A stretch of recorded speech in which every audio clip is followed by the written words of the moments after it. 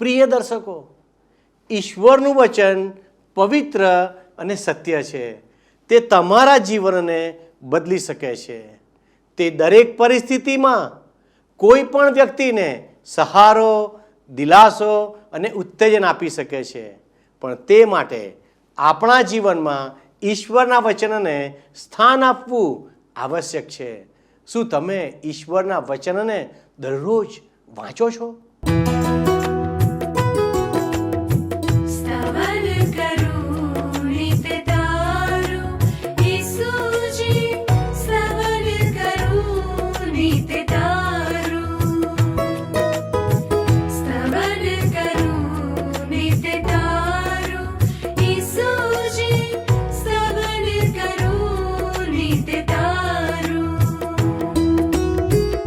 आज सवारे साध सुनी तो महिमा करूं प्रभु तारो, महिमा करूं प्रभु तारो, स्तवन करूं नित तारो.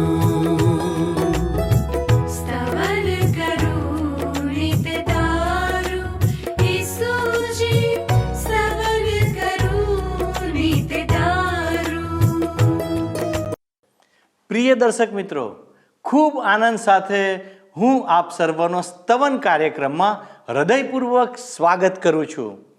આપણે આ કાર્યક્રમમાં ઈશ્વરના વચનોનો પદ્ધતિસર અભ્યાસ કરી રહ્યા છીએ, જેથી આપણે ઈશ્વરના માર્ગો સમજી શકીએ કે ઈશ્વર આપણા જીવનમાં શું ઈચ્છે છે. બાઇબલ એ માનવ જીવનમાં આગળ વધવા માટે ઈશ્વરની પ્રેરણાથી લખવામાં આવેલો ગ્રંથ છે. તે આપણને માર્ગદર્શન પૂરું પાડે છે કે કઈ બાબતોનું અનુકરણ કે અનુસરણ કરવાથી ઈશ્વરની દયા તેમજ કૃપા પ્રત્યેક વ્યક્તિની સાથે બની રહે. ઈશ્વર જ સત્ય છે અને તેમના વચનોમાં સત્યની બાબતો જોવા મળે છે. તેથી જેમ જેમ આપણે ઈશ્વરની આજ્ઞાનું પાલન કરતા રહીએ છીએ, તેમ તેમ ઈશ્વર આપણા જીવનમાં તેમના આશીર્વાદો મોકલતા રહે છે. પરંતુ આપણે તેમની આજ્ઞાઓ અને વિધિઓને કેવી રીતે જાણી શકીએ કે જેથી આપણે તેનું પાલન કરીએ? ફક્ત તેમના વચનોના અભ્યાસ દ્વારા જ, એટલે કે આ બાઇબલના અભ્યાસ દ્વારા જ તે સંભવ બની શકે છે. તેથી આપણે સ્તવન કાર્યક્રમમાં ઈશ્વરનું વચન એટલે કે બાઇબલનો ક્રમવાર અભ્યાસ કરીએ છીએ, જેથી તમે પણ પોતાના માટે જીવનદાયક વાતોની કદર કરી શકો. આ દિવસોમાં આપણે પ્રેરિતોના કૃત્યો નામના પુસ્તકનો અભ્યાસ કરીએ છીએ, જેને પ્રેરિતોના કૃત્યો પણ કહેવામાં આવે છે. પવિત્ર આત્માના સામર્થ્યથી મંડળી દ્વારા કેવી રીતે લોકો મધ્યે કાર્ય થઈ રહ્યું છે. આજે આપણે જોઈશું કે સંત પાઉલ અને તેના સાથીદારોને ઈશ્વર કેવી રીતે બચાવે છે અને એક વિવાદના સરળ ઉકેલ માટે મંડળીના આગેવાનોને કેવી રીતે દોરવણી પૂરી પાડે છે. તો વહાલા દર્શક મિત્રો, આવો આપણે આજના અભ્યાસમાં આગળ વધીએ અને દેવના સેવકને ધ્યાનથી સાંભળીએ. પ્રિય મિત્ર, હવે જો તમને યાદ હોય તો બાઇબલમાંના નવા કરારના વિભાગમાં આવેલ પ્રેષિતોના કાર્ય નામના પુસ્તકના આપણા અભ્યાસમાં ગત સ્તવન કાર્યક્રમમાં આપણે જોયું હતું કે પ્રભુ ઈસુ ખ્રિસ્તનો પ્રેષિત પાઉલ પોતાના 2 મદદનીશો તિમોથી અને એરાસ્તસને મકદોનિયા મોકલીને પોતે આસિયા પ્રદેશના એફેસસ શહેરમાં રોકાઈ જાય છે. આજે મિત્ર આપણે પ્રેષિતોના કાર્યના પુસ્તકના 19મા અધ્યાયની 23મી કલમથી આગળ વધવા માંગીએ છીએ. ગત સ્તવન કાર્યક્રમમાં આપણે 22મી કલમ સુધી પહોંચ્યા હતા, એટલે આજે આપણે પ્રેષિતોના કાર્યના 19મા અધ્યાયની 23મી કલમથી આગળ વધીને 41મી કલમ સુધી પહોંચીએ, એટલે કે 19મો અધ્યાય પૂરો કરીએ અને પછી આગળ 20મા અધ્યાયની 1 થી 6 કલમ જોવા માંગીએ છીએ. મારો મિત્ર, હવે તમે મારી સાથે સાથે પ્રેમ સંદેશ નામના તમારા પુસ્તકના 394 નંબરના પૃષ્ઠ પર પ્રેષિતોના કાર્યના 19મા અધ્યાયની 23મી કલમ જુઓ. અહીં લખવામાં આવ્યું છે કે આ જ સમયે પ્રભુના માર્ગને લીધે એફેસસમાં ભારે ઉલ્લડ થયું. હવે એ સમયે પ્રભુ ઈસુ ખ્રિસ્તના અનુયાયીઓ માટે કે પ્રભુ ઈસુ ખ્રિસ્તની મંડળી માટે કોઈ નામ આપવામાં આવ્યું નહોતું મિત્ર. એને માત્ર પ્રભુના માર્ગ તરીકે ઓળખવામાં આવતું હતું. લોકો માટે એ એક નવીન માર્ગ હતો. આ માર્ગ તો સ્વયં પ્રભુ ઈસુ ખ્રિસ્ત હતા, જેમણે યોહાન અનુસાર શુભ સંદેશના 14મા અધ્યાયની 6ઠી કલમમાં કહ્યું હતું કે માર્ગ, સત્ય અને જીવન હું છું. ઈસુ ખ્રિસ્ત આ પ્રમાણે કહે છે મિત્ર, માર્ગ, સત્ય અને જીવન હું છું. મારા સિવાય ઈશ્વર પિતા પાસે જવાનો બીજો કોઈ માર્ગ નથી. મારું મિત્ર, હવે આગળ તમે જુઓ પ્રેષિતોના કાર્યના 19મા અધ્યાયની 24મી કલમ. તો એ 24મી કલમ જણાવે છે કે દેમેત્રિયસ નામનો એક સોની આર્તેમિસના ચાંદીના નમૂના બનાવતો હતો અને એના ધંધાથી ઘણા કારીગરોને લાભ થતો હતો. આર્તેમિસ એટલે કે ડાયનાનું મંદિર ખૂબ મોટું એવું કાલ્પનિક મંદિર હતું મિત્ર. એ સમયમાં એ મંદિર જાણે કે પૈસાની એક બેંક હતું. એ પાપનું મહામોટું કેન્દ્ર હતું. એ મંદિરની આસપાસ ભ્રષ્ટતા અને અનૈતિકતા વીંટળાઈ વળ્યા હતા. એ સાચું છે મિત્ર કે ધર્મ બીજી કોઈ પણ બાબત કરતા હલકામાં હલકા સ્તરે પહોંચી શકે છે. એ મંદિર પ્રાચીન સમયની દુનિયાની 7 અજાયબીઓમાંનું એક હતું. ઇતિહાસમાં બંધાયેલા સૌથી મોટામાં મોટું ગ્રીક મંદિર. આમ તો એ મંદિર ભવ્ય હતું, કલા કારીગીરીનો ઉત્તમ નમૂનો. પરંતુ એમાં મુકાયેલા ડાયના અથવા તો આર્ટેમિસની પ્રતિમા બીભસ્ત હતી. એ પ્રતિમાને અનેક સ્તનો હતા અને એ ખૂબ કદરૂપી હતી. એફેસસ શહેરના જે સોનીઓ હતા એ આ ડાયના અથવા તો આર્ટેમિસ પ્રતિમા બનાવીને વેચતા હતા. એમાં એમને સારો એવો ધંધો થતો હતો અને ખાસ્સો નફો મળતો હતો. હવે પાઉલનું સેવા કાર્ય આ સોનીઓના ધંધામાં અવરોધરૂપ બને છે. અવરોધરૂપ. જુઓ, પેલો દેમેત્રિયસ નામનો સોની શું કરે છે? 25 થી 27 કલમો જુઓ. તેથી તેણે એ બધાને અને તેમની સાથે તેમના જેવું કામ કરનારાઓને એકત્રિત કર્યા અને તેઓને કહ્યું કે ભાઈઓ, તમે જાણો છો કે આ ધંધા પર આપણી આપદાનીનો આધાર છે. આ પાઉલ શું કરી રહ્યો છે એ તમે તમારી જાતે જુઓ છો અને સાંભળો છો. એ કહે છે કે માણસોએ બનાવેલા તો દેવો જ નથી. અને અહીં એફેસસમાં તેમજ લગભગ આખા આસિયા પ્રદેશમાં ઘણા લોકોને એવું સમજાવવામાં તે સફળ થયો છે.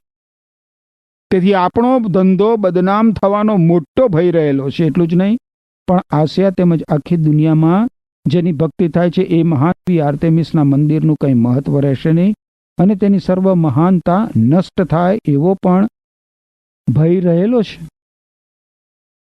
તમે જુઓ મિત્ર, પોતાનું પેટ ભરવા માટે, પોતાનો ધંધો સાચવવા માટે આવા લોકો આમ જનતાના અનંત આત્મિક કલ્યાણનો પણ વિચાર કરતા નથી. લોકો સત્ય જાણે, સત્ય સનાતન એકમાત્ર જીવંત અને સર્જનહાર સાચા ઈશ્વર સાથે સીધા સંબંધમાં આવે, અંધકારમાંથી પ્રકાશમાં આવે, અસત્યમાંથી સત્યમાં પ્રવેશ કરે, પોતાના દુષ્કર્મોના બંધનોમાંથી મુક્ત થઈને અનંત જીવન પ્રાપ્ત કરે, ભ્રાંતિમાંથી મુક્ત થઈને વાસ્તવિકતા ગ્રહણ કરે, એની તો આ સ્વાર્થી લોકોને કંઈ પડી જ નથી. લોકો ભલે નાશ પામે પોતાના પાપોને કારણે, લોકો ભલે નર્કમાં જાય, લોકો ભલે અંધકારમાં અને ભ્રાંતિમાં જીવન જીવ્યા કરે, લોકોનું જે થવાનું એ થાય, આપણું તો પેટ ભરાય છે ને. આવી વૃત્તિ રાખનારાઓ જ મિત્ર માનવીના સાચા દુશ્મનો છે.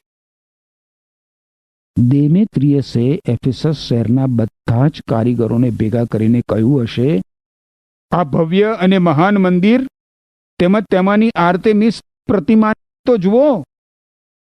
એમને કંઈ થાય એમ નથી. એમની વિરુદ્ધ કશું જ બોલી ના શકાય. અલબત્ત છેલ્લા 2000 વર્ષોથી એ મંદિર ખંડેર બની ગયા છે. જોકે એ સમયે આ મંદિરે ઘણા બધા લોકો આવતા હતા અને એફેસસ શહેરના સોનીઓ પાસેથી આર્ટેમિસ ખરીદતા હતા. પૂજા અર્ચના આખા આસિયા પ્રદેશમાં પ્રસરેલી હતી. હવે આગળ 28મી કલમ તમે જુઓ તો એ આપણને જણાવે છે કે આ શબ્દો સાંભળીને ટોળું ક્રોધે ભરાયું અને પોકારવા લાગ્યું, આર્ટેમિસની જય. આ લોકોએ આખા એફેસસ શહેરમાં સરઘસ કાઢીને જય પોકારો કર્યા. 29 અને 30 કલમોમાં લખ્યું છે, આખા શહેરમાં ધાંધલ મચ્યું. ગાયસ અને આરિસ્તાર્ખસ નામના મકદોનિયાના 2 માણસો જેઓ પાઉલ સાથે ફરતા હતા તેમને ટોળાએ પકડ્યા અને તેઓ તેમને લઈને સભાગૃહમાં ધસ્યા. પાઉલ પોતે ટોળા સમક્ષ જવા માંગતો હતો, પણ વિશ્વાસીઓએ તેને જવા દીધો નહીં. અલબત્ત તોફાની લોકટોળાએ પાઉલ ઉપર જીવલેણ હુમલો કર્યો હતો. લોકોના ગાંડા ટોળાએ પાઉલને પૂરેપૂરો ખતમ કરી નાખ્યો હતો. પાઉલ જ્યારે ગલાત્યા પ્રદેશમાં હતો ત્યારે તેના લુસ્ત્રા શહેરમાં તેના ઉપર પથ્થરો દ્વારા થયેલા લોકટોળાના જીવલેણ હુમલાનો તેને એકવાર તો અનુભવ થઈ ચૂક્યો હતો.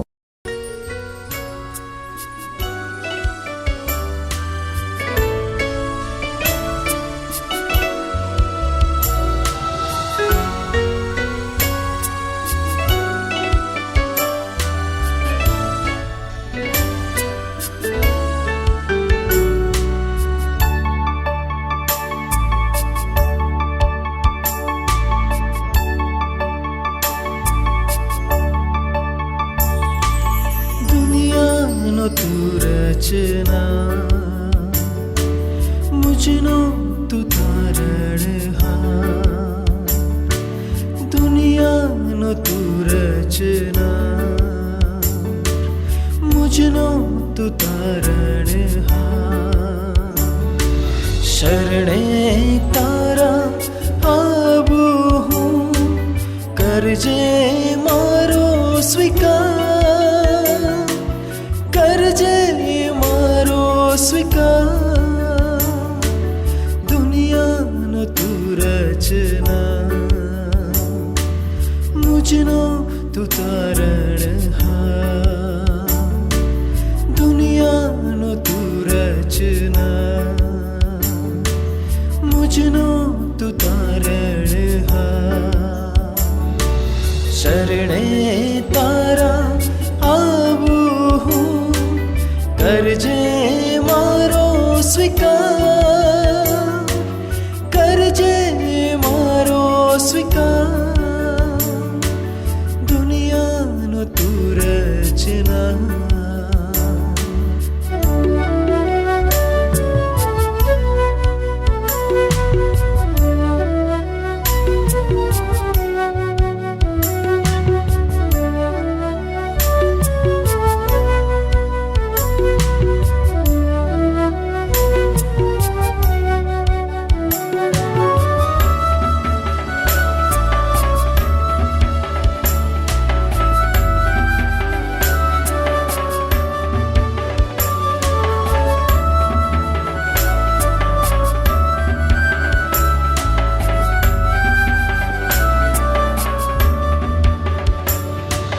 निर्बळ हूँ છું તારા વિના, ખાલી દિલ છે તારા વિના.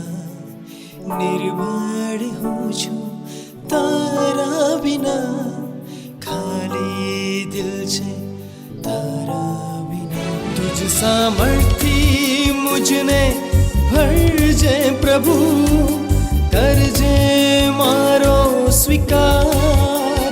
तुझ सामर्थ्य मुझने भरजे प्रभु, करजे मारो स्वीकार, करजे मारो स्वीकार.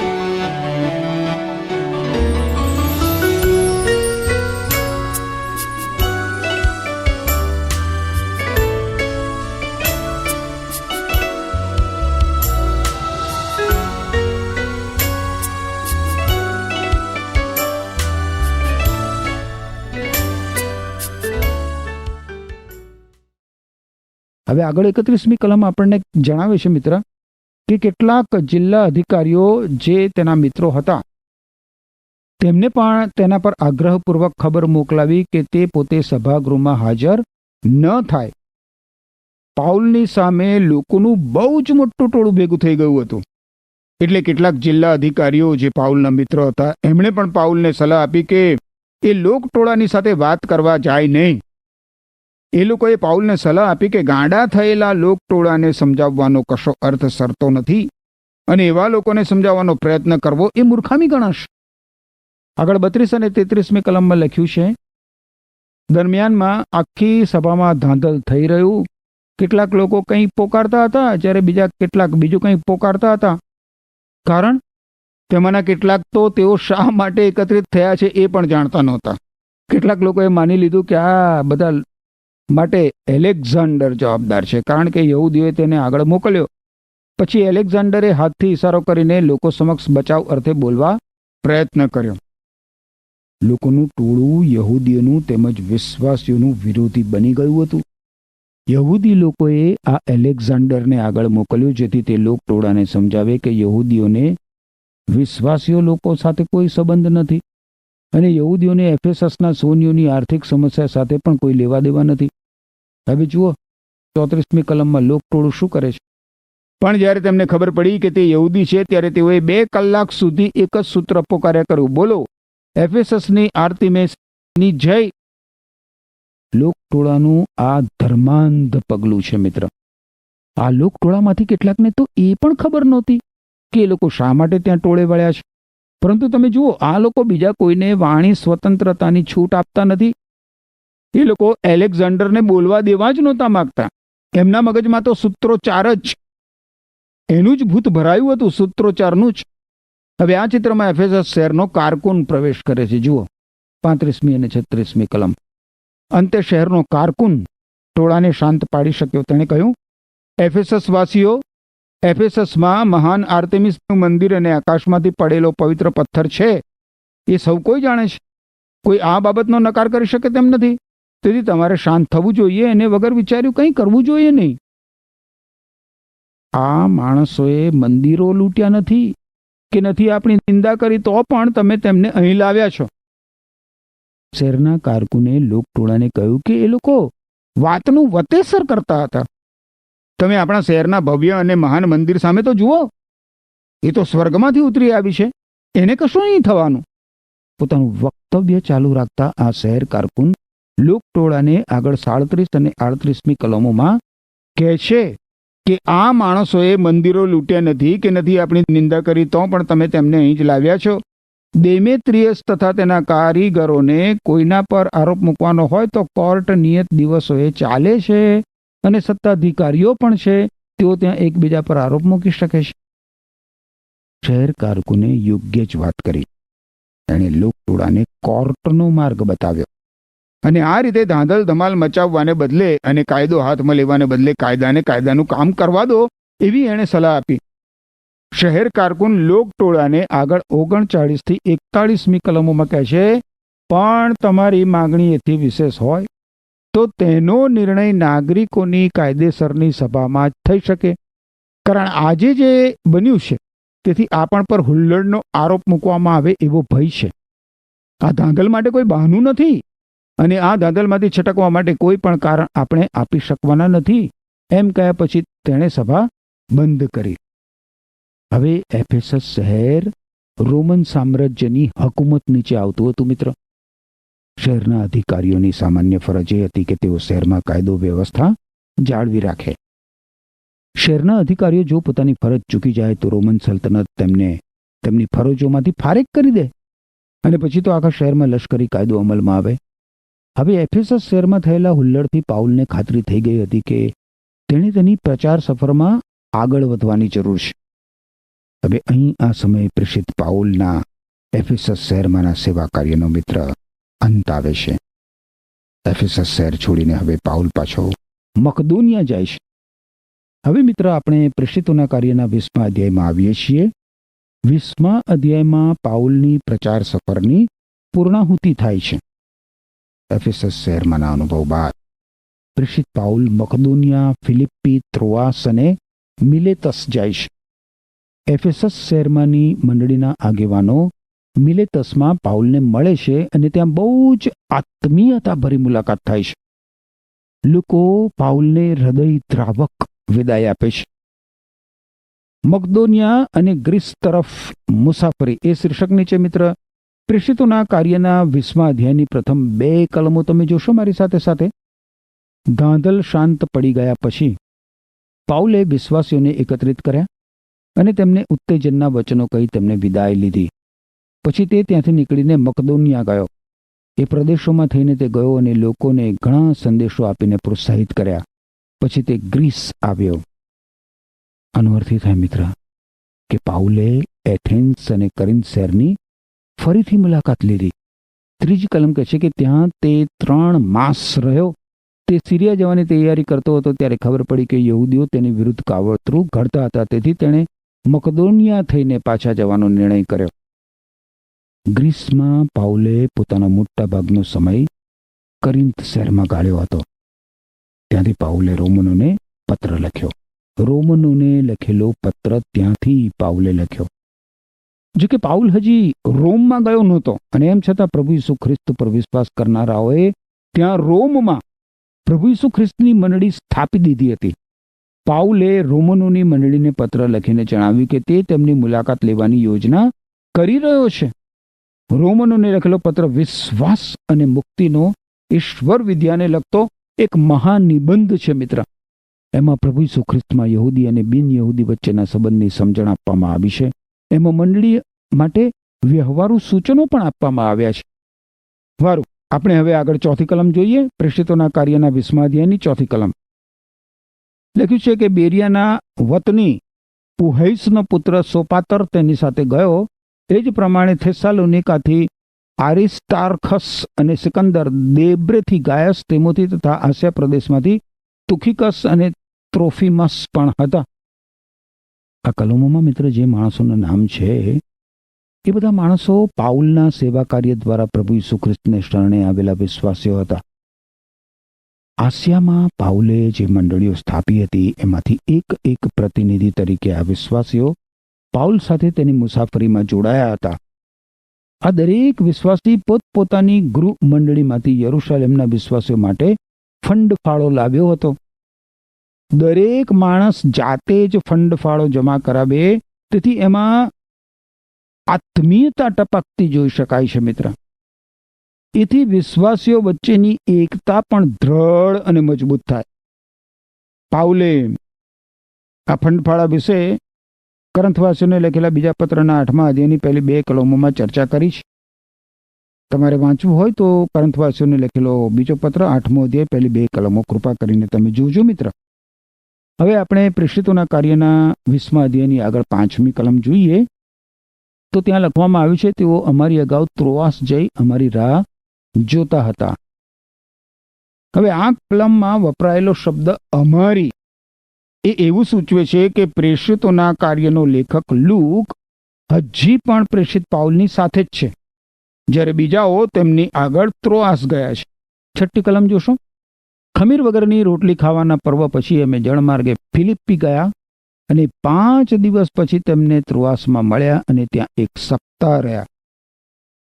આપણને એ ખૂબ લાંબો સમય લાગે છે મિત્ર કે આટલું અંતર કાપીને ત્રોઆસ પહોંચતા પાઉલ અને લૂકને 5 દિવસ લાગ્યા. વર્તમાન સમયમાં તો એટલું અંતર કાપવા માટે 50 મિનિટ લાગે કદાચ, કારણ કે આજે તો આપણી પાસે ઝડપી વાહન વ્યવહાર છે ને. આપણી પાસે ઝડપી વાહન વ્યવહાર છે મિત્ર, પરંતુ આપણું સેવા કાર્ય પાઉલ જેટલું અસરકારક નથી. જો કે ઝડપી વાહન વ્યવહારથી ઘણો બધો ફેર પડી શકે એમ હોવા છતાં પણ આપણે મિત્ર ઈશ્વર પિતાને એ જ પ્રાર્થના કરીએ કે ઈશ્વર રોજ બરોજ આપણને પવિત્ર આત્માથી ભરપૂર કરીને તેમના રાજ્યની વૃદ્ધિ અર્થે અને તેમના નામના મહિમા માટે આપણો ઉપયોગ કરે. આમેન. પ્રિય દર્શક મિત્રો, પ્રથમની મંડળી ખૂબ જ ઝડપથી વૃદ્ધિ પામી રહી હતી અને મંડળીના અનુયાયીઓ ઈશ્વરની યોજનાને સમજી રહ્યા ન હતા કે ઉદ્ધારનું કાર્ય સંપૂર્ણપણે જગતના લોકો માટે છે. તેથી યહૂદી વિશ્વાસીઓ બિન યહૂદી લોકોમાંથી વિશ્વાસમાં આવનારાઓને હેરાન કરવા માગતા હતા. દેમેત્રિયસ નામનો એક સોની પણ પાઉલની અને તેના સાથીદારો વિરુદ્ધ લોકોને ઉશ્કેરે છે. પણ તે શહેરના નગરશેઠ આ વિવાદને શાંત પાડે છે. જે ચુકાદાનો આપણે આજે અભ્યાસ કર્યો તે વાસ્તવમાં ઈશ્વર દ્વારા લેવામાં આવ્યો હતો. જેમ કે બીજો પિત્તર 1:20 અને 21 લખવામાં આવ્યું છે કે શાસ્ત્રમાંના ભવિષ્ય કથનોનો ખુલાસો કોઈ પોતાની જાતે કરી શકે નહીં, કારણ કોઈ ભવિષ્ય કથન મનુષ્યની ઈચ્છાથી આવ્યું નથી, પણ માણસોએ પવિત્ર આત્માની પ્રેરણા પ્રમાણે ઈશ્વરનો સંદેશો પ્રગટ કર્યો હતો. તે સમયમાં તેઓએ જે નિર્ણય લીધો તે સંપૂર્ણપણે પવિત્ર આત્માની દોરવણી પ્રમાણે લીધો હતો. આ સભામાં મોટા ભાગના લોકો યહૂદી હતા અને જો કદાચ તેઓએ મતદાનનો સહારો લીધો હોત તો ખોટો નિર્ણય લઈ શક્યા હોત. જેવી રીતે આજે પણ કેટલી બધી વાર મંડળીઓમાં ભૂલો કે ખોટા નિર્ણયો લેવામાં આવે છે. વહાલા દર્શક મિત્રો, આજે ઈશ્વરના વચનોનું પ્રકાશન પૂર્ણ થઈ ચૂક્યું છે. તેથી આપણે કોઈ પણ મૂંઝવણભરી પરિસ્થિતિમાં ઈશ્વરના વચનોનો સહારો લેવો જોઈએ. આજ ઈશ્વરના વચનોનો સહારો લેવો જોઈએ. આપણા માટે વિશ્વાસીઓ તરીકે નિર્ણયો લેવાનો અધિકાર વચનમાં આપવામાં આવેલો છે. તેથી જ્યારે આપણે કોઈ પણ ગૂંચવણમાં પડીએ તો વચન દ્વારા માર્ગદર્શન લેવું જોઈએ, જેથી આપણે ઈશ્વરની ઈચ્છાને પૂર્ણ કરી શકીએ. તો વહાલા દર્શક મિત્રો, આવો આપણે પ્રાર્થના કરીએ કે કેવી રીતે વધારે અસરકારક દેવની ઈચ્છાને આપણે પૂર્ણ કરી શકીએ. પ્રાર્થના કરીએ. હે અમારા ઈશ્વર પિતા, અમે તમારો આભાર માનીએ છીએ, અમે તમારી સ્તુતિ કરીએ છીએ, કારણ કે તમે અમારા જીવનમાં રસ લો છો અને અમારા જીવનમાં તમારી કૃપાથી ભરી દો છો. દેવ, અમારી પ્રાર્થના છે તમે અમારો ઉપયોગ કરો અને અમારા જીવનમાં યોગ્ય નિર્ણય લઈને અમે તમારા હેતુઓ પરિપૂર્ણ કરવા તરફ આગળ વધીએ અને અમે તમને મહિમા આપનારા બાળકો બનીએ. અમારી આ વિનંતી ઈસુના નામમાં માગીએ છીએ, માટે સાંભળોને સ્વીકાર કરો. આમેન. ઈશ્વર આપને આશીષ આપો. આમેન. મિત્રો, ગત પ્રશ્નોનો જવાબ છે એફેસસ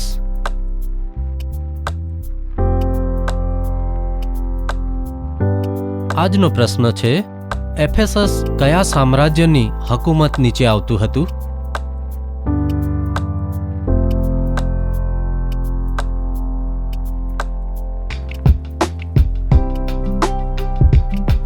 જવાબ આપેલ સ્ક્રીન પર દર્શાવેલ વોટ્સએપ નંબર પર આપવાનો રહેશે.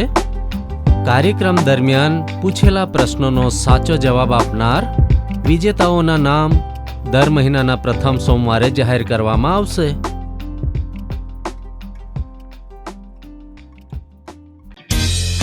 શું તમને આ કાર્યક્રમ ગમ્યો?